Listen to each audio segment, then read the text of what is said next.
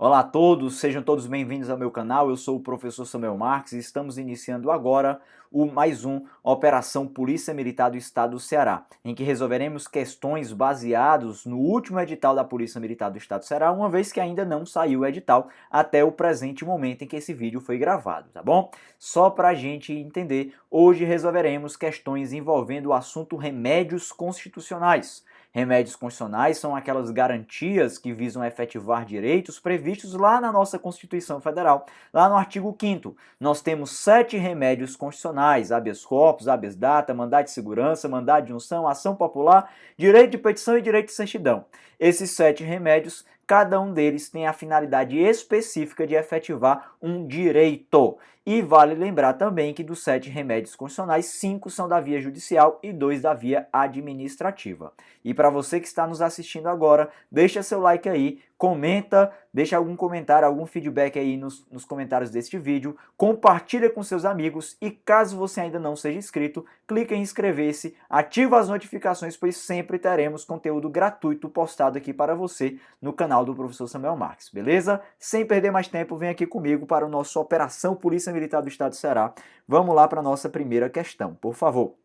De acordo com a Constituição Federal, o habeas data não pode ser utilizado para garantir o conhecimento de informações concernentes a terceiros. Pessoal, se a gente observar o texto constitucional no artigo 5º, inciso 72, que trata do habeas data, lá é claro ao definir que o conceder-se habeas data, a linha A, para assegurar o conhecimento de informações relativas à pessoa do impetrante. Você que está com a sua Constituição aí, grifa relativas à pessoa do impetrante. Por quê? Porque você deve entender que o impetrante é aquele que impetra. E quem impetra é o autor da ação. O ato de impetrar é o ato de iniciar com o remédio constitucional, tá bom? Com a ação do remédio constitucional. E quando eu falo que eu sou o impetrante, que eu estou impetrando, que eu sou o autor, eu só posso conhecer informações de quem? Minhas. É lógico que, então, eu só posso conhecer informações pessoais. E se aqui está falando que não pode ser utilizado para garantir o conhecimento de informações de terceiros, eu já posso dizer que isso aqui está correto, de acordo com a disposição do artigo 5º, inciso 72 da nossa Constituição Federal. Devemos lembrar que o habeas data, ele serve para quê? Habeas data, colocar aqui HD, ele serve para uma tríplice função. Embora a nossa Constituição expressamente só trate de duas, mas vale lembrar, né? Ele serve para conhecer, ou seja, para assegurar o conhecimento, ele serve também para retificar, ou seja, ele serve para corrigir, e tem uma terceira função que não está prevista expressamente, mas é uma função que vale a pena a gente lembrar. Ele serve para conhecer, retificar e ampliar o que, pessoal? Informações. Mas devemos lembrar que não é qualquer informação de acordo com o texto da nossa Constituição. É somente aquela informação relativa à pessoa do impetrante, ou seja, é somente uma informação pessoal. Então, informações pessoais. Deixou errada a questão a partir do momento em que falou, né? Na verdade, deixou certa a questão a partir do momento que falou que não pode ser utilizado para garantir informações concernentes, ou seja, de terceiros, né? Está correta aí a nossa primeira questão. Bem interessante esse tipo de questão e esse remédio constitucional da via judicial, habeas data, também nos é muito interessante, tá bom? Feitas essas considerações, passa para a nossa segunda questão. Olha aí de novo sobre habeas data. O habeas data é ação prevista no texto constitucional, cuja finalidade é assegurar ao indivíduo o conhecimento de informações relativas à sua pessoa, que estejam armazenados em bancos de dados de entidades governamentais ou bancos de dados privados de interesse público. Olha, pessoal, repara bem essa questão, que ela não trouxe uma redação literal do texto da Constituição. Não está de acordo com a literalidade do inciso 72 do artigo 5º. Mas não é por isso que ela está errada, tá? Aqui vai a dica que eu vou dar para vocês. Cuidado na hora da sua prova. Não é porque está com outras palavras que a questão vai estar errada. A sua prova não é uma prova de quem decorou mais. É uma prova de quem aprendeu mais, tá, pessoal? Às vezes, exige-se a literalidade. Na verdade, muitas vezes. Mais de 90% das vezes. Mas devemos lembrar que a literalidade somente não é bastante. Você está aqui não é para aprender a literalidade.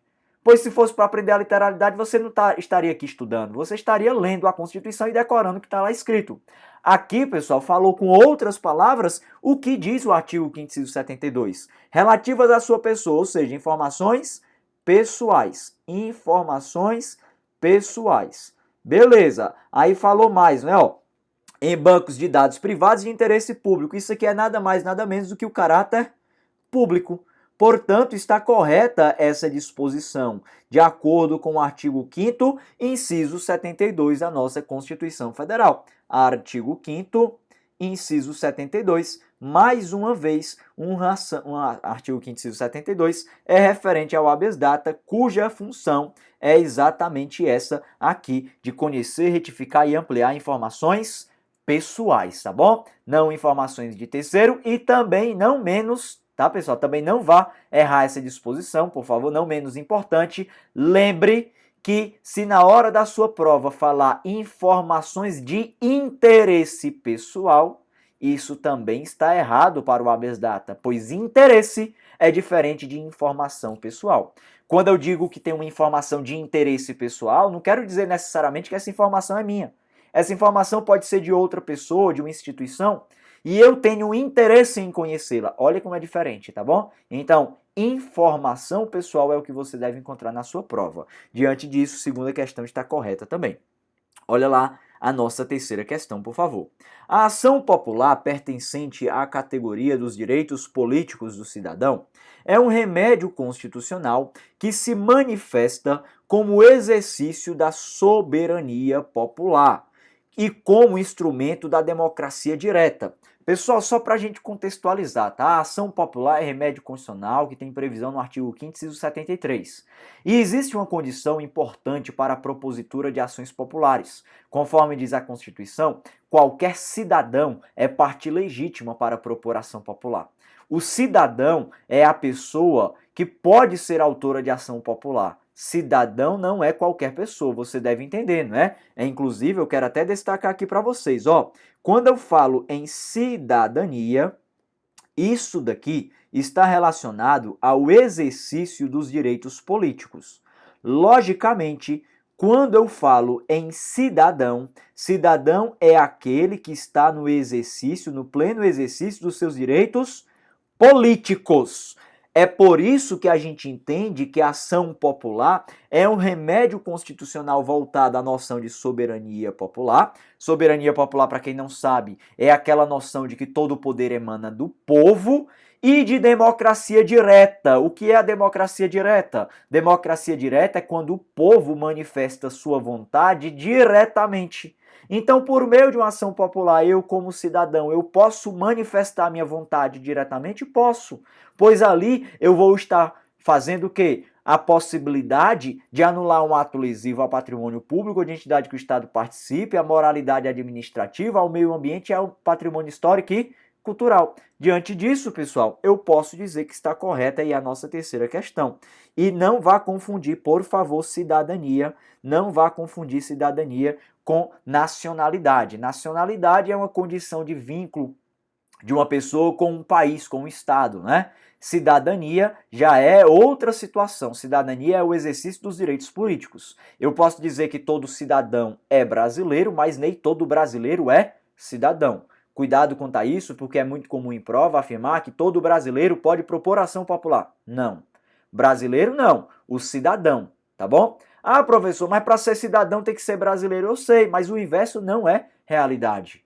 Então, cuidado, um menino de 12 anos, ele tem condição de exercer direitos políticos? Não, pois a gente sabe que o voto no Brasil, ele é exercido a partir dos 16 anos. Diante disso, ele não tem possibilidade de exercer direitos políticos. Mas eu posso dizer que esse menino de 12 anos, esse mesmo menino, é brasileiro? Posso, mas ele não é cidadão. Então toma cuidado quanto a isso, tá bom? Beleza? Certa a nossa terceira questão. Olha aí a nossa quarta questão. O direito de petição só se aplica ao judiciário. Pessoal, toma cuidado quanto a isso aqui. Isso aqui está perguntando, sabe sobre o quê? Em outras palavras, sobre a natureza jurídica do direito de petição.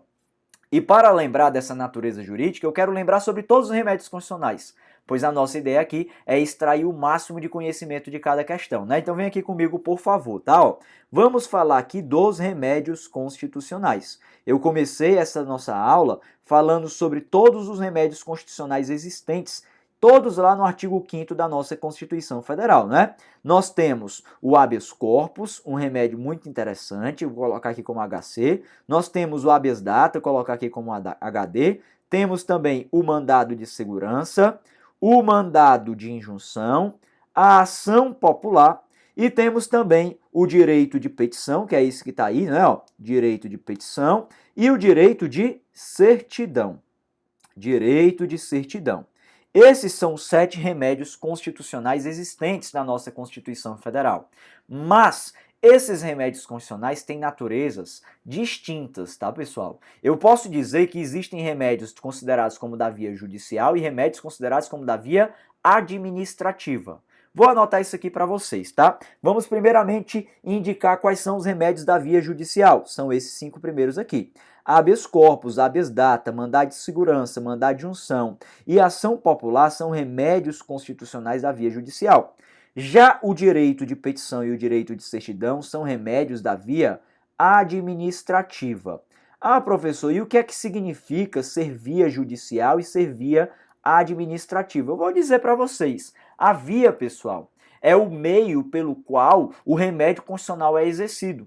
Quando eu digo que o habeas corpus, que o habeas data, que o mandado de segurança, que o mandado de junção, que a ação popular são da via judicial, estou afirmando que eles são exercidos por meio de um processo judicial. É isso que eu quero afirmar para vocês. Via judicial indica dizer que eles são exercidos por meio de um processo judicial. Processo judicial. Ou seja, quem decide sobre eles é um juiz. Quem atua nessa situação é o Poder Judiciário. Já na via administrativa, nós entendemos que vai ser exercido ou por um processo ou por um procedimento administrativo. E isso significa dizer que na via administrativa, a própria administração pública age independentemente da manifestação do Poder Judiciário. Portanto, eu posso indicar essa diferença. E é fácil você lembrar, tá? É muito comum de falarmos, por exemplo, de habeas corpus. Você ouve muito na imprensa, inclusive. E lá no habeas corpus, você sempre sabe que quem concede a liberdade de locomoção é um juiz. Por que é o juiz? Porque ele é da via judicial. Assim como no mandado de segurança, no mandado de junção, na habeas data, na ação popular. Direito de petição e direito de certidão, somente na via administrativa. É isso que a gente deve entender. E olha aí, ó. O direito de petição só se aplica ao judiciário. Pessoal, se ele é da via administrativa, ele só vai se aplicar ao Poder Judiciário, é? Não, errado. Devemos lembrar que o direito de petição é exercido na via administrativa, conforme já entendemos aqui. Beleza? Então, olha como a natureza jurídica do remédio constitucional pode ser importante para a nossa prova. Feitas essas considerações, quarta questão, item está errado. Para você que está nos assistindo e quer baixar esse material, eu deixei o link aí na descrição do vídeo, tá bom? Todos os vídeos que eu disponibilizo aqui no canal tem um link com o material aí na descrição. Basta clicar e baixar o material, tá lá em PDF, esses slides aí disponíveis para vocês, beleza? Aí você pode imprimir, pode fazer as mesmas anotações que eu estou fazendo aqui para fundamentar a questão. E outra dica, tá, pessoal? Olha, quando você for resolver questão em casa, não vá pela quantidade, sim pela qualidade. A ideia de resolver uma questão passada de um concurso público é sempre de extrair o máximo de conhecimento dela. É aprender por meio da questão, não é de ter o maior número de acerto ou o menor número de erro. A ideia, pessoal, é você aprender. Não é acertar, não é errar. A ideia é aprender. Às vezes, muitas vezes, a gente aprende mais pelo erro. Também é interessante extrair essa noção das questões. Mas muito importante é você fundamentá-las. É por isso que eu sempre falo, olha, se está em casa e vai resolver questão, a não ser que você queira fazer um simulado para medir o seu nível, mas se está estudando por meio de questões, faça o seguinte, tá? Ó, pegue a questão, pegue sua Constituição, coloque ao lado, fundamente o porquê que está certo, fundamente o porquê está errado. É o que eu faço aqui. Pelo tempo que eu estou falando aqui com você, já teria resolvido umas 30 questões. Só marcando certo, errado, certo, errado. Mas perceba, ainda estou na quarta questão. E eu estou fazendo isso de forma mais lenta, por quê? Porque eu estou fundamentando. A minha ideia aqui não é quantidade, é a qualidade. É isso que eu quero que você faça em casa também, beleza? Feitas essas considerações, errada a quarta questão, passa para a nossa quinta questão. Olha lá, qualquer pessoa é parte legítima para impetrar habeas data em seu favor ou de outrem, visando conhecer ou retificar informações constantes de registros ou bancos de dados de entidades governamentais ou de caráter público. Pessoal, vamos aqui por partes, tá? Habeas data, ele pode ser impetrado por uma pessoa em meu favor, uma outra pessoa em meu favor? Não. Por quê? Porque o habeas data, ele tem por legitimidade ativa uma condição que a gente entende por personalíssima. Somente pode impetrar com o habeas data o detentor das informações pessoais. Então, obviamente, essa questão está errada, né? A gente já falou bastante sobre habeas data aqui hoje, que está previsto no artigo 5º, inciso 72. Inciso 72 da nossa Constituição. E quem é que pode ser autor do habeas data? Colocar aqui, ó, o autor do habeas data. Logicamente, é só o detentor das informações, colocar assim de forma abreviada, pessoais, tá bom? Esse é o que pode impetrar com o habeas data. É somente o detentor das informações pessoais. A gente entende, pessoal, na condição jurídica de uma condição personalíssima. Quando eu falo algo personalíssimo, tá? Fica aí a consideração para vocês disso. Algo personalíssimo é aquilo que só pode ser exercido por aquela pessoa determinada. Isso é algo personalíssimo, tá bom? Então, diante disso, quinta questão, errado mais uma vez, de acordo com o artigo 5º, inciso 72. Passa comigo, por favor, para a nossa sexta questão. 16ª não, tô lá na frente, né? Mas vamos lá. É possível a concessão de mandado de segurança coletivo impetrado por partido político com representação no Congresso Nacional, para proteger direito líquido e certo, não amparado por habeas corpus ou por habeas data. Pessoal, é possível? Você já sabe que é possível, né? Você já deve saber da literalidade do texto da Constituição.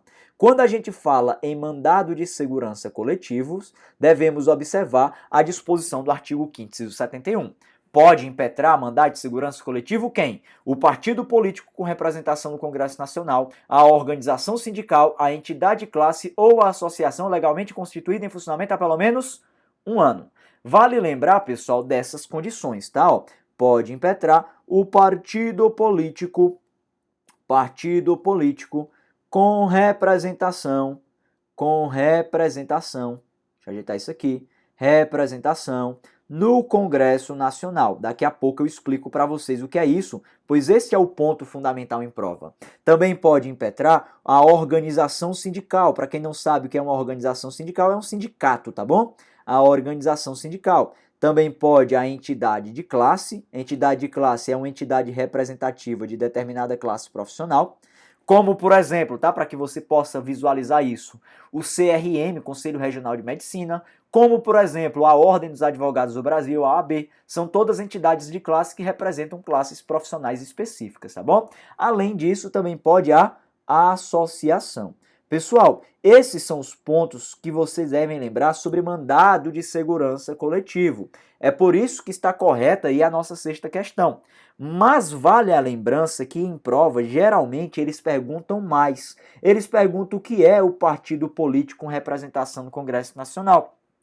E para isso, eu gostaria que vocês entendessem o que é que isso significa. Representação no Congresso Nacional é uma condição de ter no mínimo, sabe o quê? No mínimo, um deputado federal, colocar aqui para vocês, um deputado federal.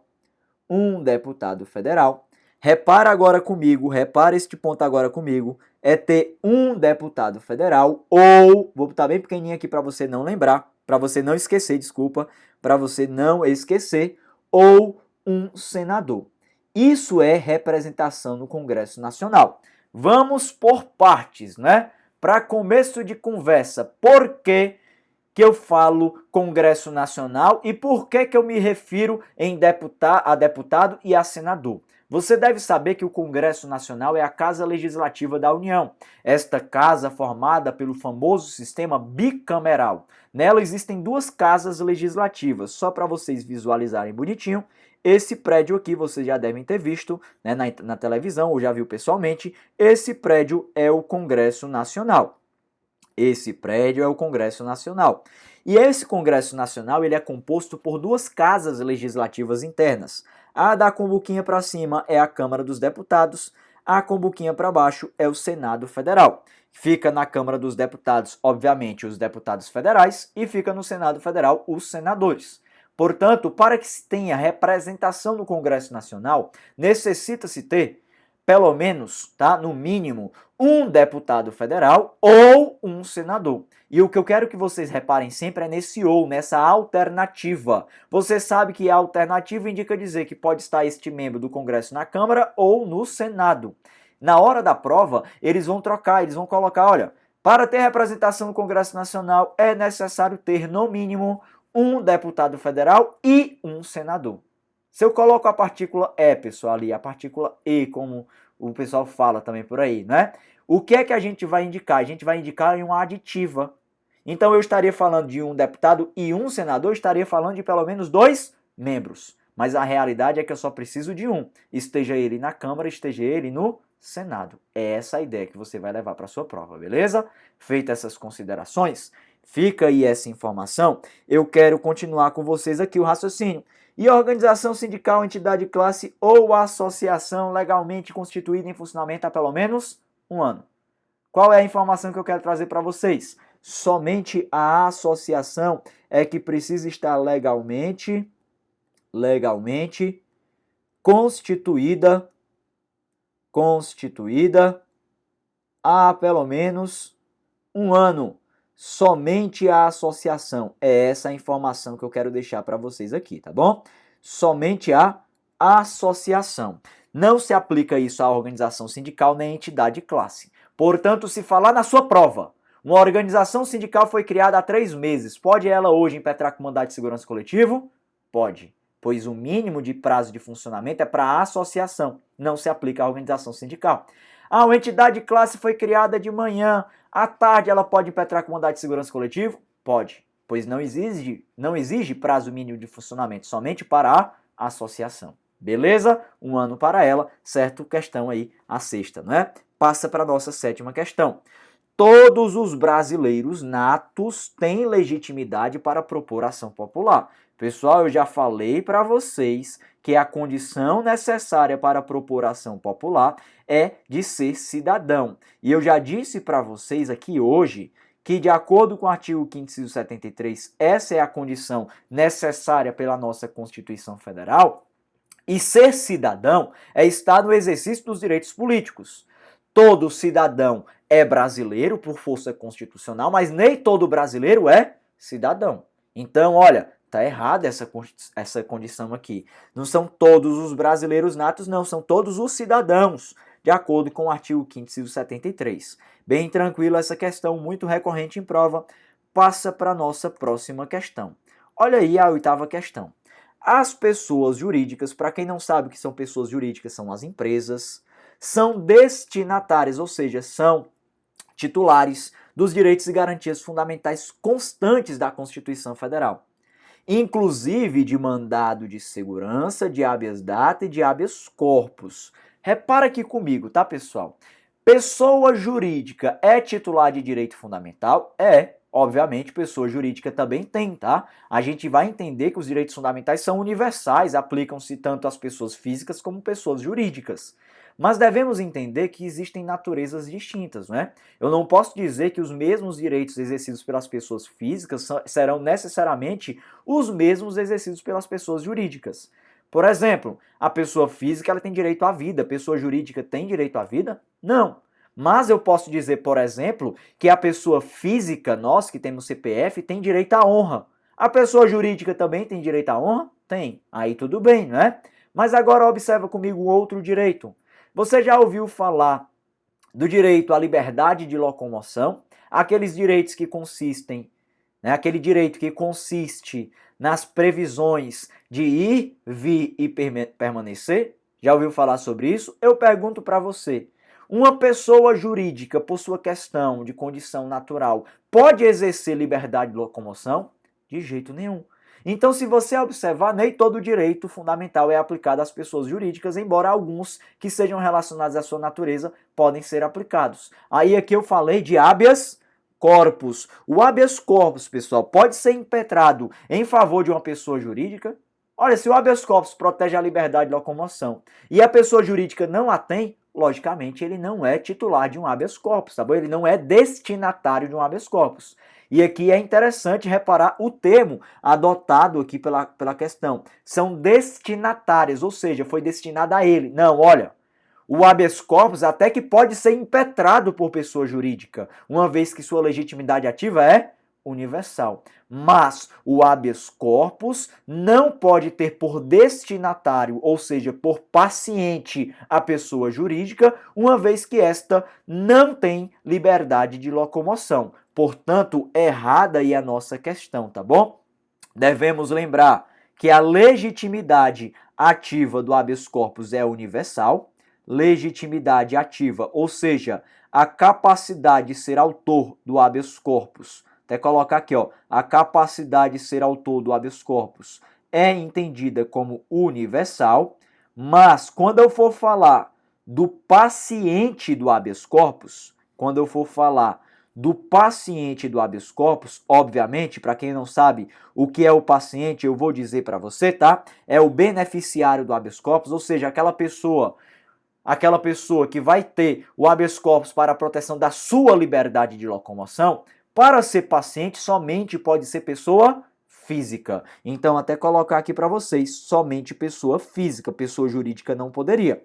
Então, você vai entender para a sua prova que pessoa jurídica pode ser autora, nunca paciente, ou seja, pode propor a ação do habeas corpus, mas nunca será destinatária dessa ação, uma vez que pessoa jurídica não tem o exercício da liberdade de locomoção. Beleza? Esse é um raciocínio muito interessante para a sua prova. Errada a oitava questão.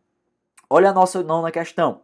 Pessoa jurídica, empresa, não é? Não possui legitimidade para propor ação popular. Pessoal, vamos raciocinar mais uma vez. Ação popular, quem é que pode propor, hein? O cidadão. Cidadão é aquele que está no exercício dos direitos políticos, ou seja, cidadão é aquele que pode votar ou ser votado, tá bom? No mínimo, para ser cidadão é votar. Aí a pergunta óbvia que eu faço a você. Uma pessoa jurídica, uma empresa pode votar? Não. Se ela não pode votar, ela não exerce direitos políticos, portanto, você vai dizer que está correto, porque de fato não possui legitimidade. Pessoa jurídica não é cidadã.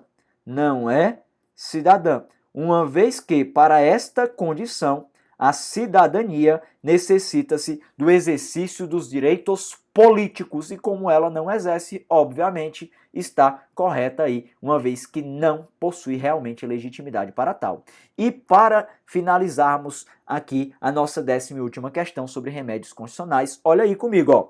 É vedado, para quem não sabe o que é vedado, é proibido ao legislador editar lei em que se exija o pagamento de custas processuais para a impetração de habeas corpus. Pessoal, aqui devemos observar uma disposição que está prevista no artigo 5º, inciso 77, o penúltimo inciso do artigo 5º da nossa Constituição Federal.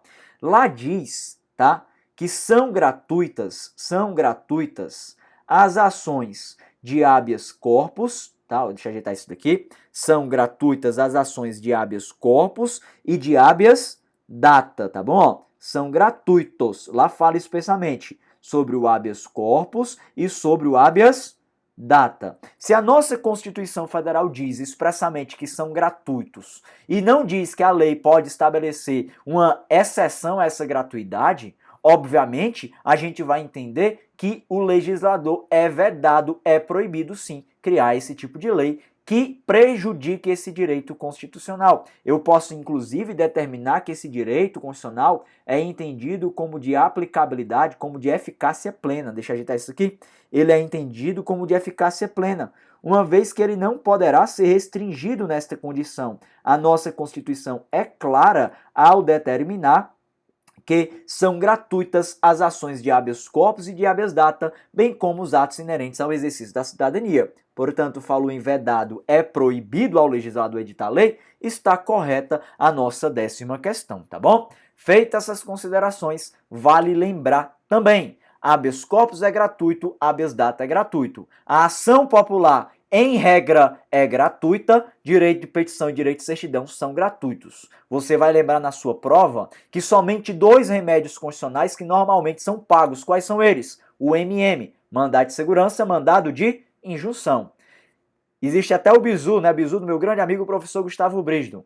Ele fala sempre, olha, lembra do MM, mandado de segurança, mandado de injunção. Você nunca comeu MM de graça, aquele chocolatinho, né? Lembra disso, pois você vai lembrar que o MM sempre será pago, tá bom? Mandado de segurança, mandado de injunção. A ação popular é gratuita. Para a sua prova, ela é gratuita, em regra, obviamente. Agora, se falar, a ação popular sempre será gratuita, isso está certo? Tá? Não, pois o sempre exclui a exceção, que é quando comprovada a má-fé. Feitas essas considerações, 10ª questão está correta. Para você que ainda não me segue lá no Instagram, siga lá, @profSamuelMarques. Caso você tenha alguma dúvida sobre a matéria de direito constitucional e queira tirá-la, manda mensagem lá no direct que eu terei o maior prazer de lhe ajudar. Mais uma coisa, para você que me assistiu até agora, deixa aí seu like caso você ainda não tenha deixado. Clica em inscrever-se caso você ainda não seja inscrito neste canal. Ativa as notificações para que você seja sempre notificado a partir do momento em que eu publicar um vídeo novo aqui no canal. Estou sempre publicando vídeos gratuitos para lhe ajudar nessa sua trajetória, nessa sua batalha para alcançar o seu cargo público, tá bom? Eu quero dizer a todos que foi um prazer estar aqui com vocês. Tenham todos um excelente dia e a gente se encontra em um próximo vídeo. Forte abraço e até mais.